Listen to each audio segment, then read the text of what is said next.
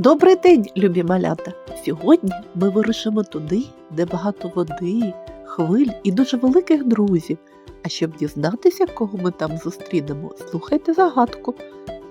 Знають діточки малі, він найбільший на землі.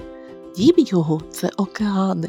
Зі спини летять фонтани, схожий на масивний щит, добродушний майже кит.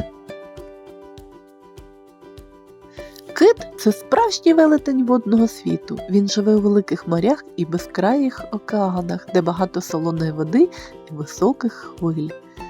Коли кит пливе, вода навколо нього тихо коливається, ніби море шепоче йому привіт. Його тіло дуже велике, гладеньке і сильне. Деякі кити такі довгі, що якби ми поставили їх поруч з будинком, вони були б не нижчі за кілька поверхів. Але знаєте, що найцікавіше? Хоч кит живе у воді, це не риба. Кит – тварина. Він дихає повітрям, як люди. У нього на голові є спеціальний отвір. Коли кит випливає на поверхню, він робить гучний вдих і видих. Фух! І тоді вгору піднімається справжній водяний фонтан. У кита є великий хвіст. Хвіст – це його двигун. Коли кит махає хвостом, він може плисти далеко і довго, не втомлюючись. Ще у кита є плавники. Вони допомагають йому тримати рівновагу у воді, повертати і зупинятися.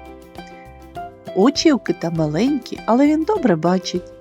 А ще кити вміють слухати море.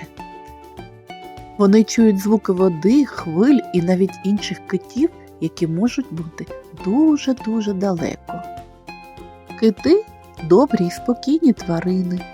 Вони люблять жити разом. Мама кит, тато кит і маленькі китеня. Мама кит дуже турботлива. Вона вчить китеня плавати, пірнати і не загубитися у великому океані. Їдять кити маленьких морських мешканців. Вони відкривають великий рот, набирають води, а потім залишають собі їжу, а воду випускають назад у море. Ось такий розумний морський велетень. Кит не любить поспіху. Він пливе повільно і спокійно, ніби показує нам, що у великому світі важливо не поспішати, а уважно дивитися навколо. Діти, давайте на хвилинку станемо тихими, як іноді море. Зробимо повільний вдих і видих. Вдих і видих, як кит. Наш кит поплив далі у свій океан, а ми повертаємося з подорожі спокійні і усміхнені. Дякую вам за подорож. До нових зустрічей!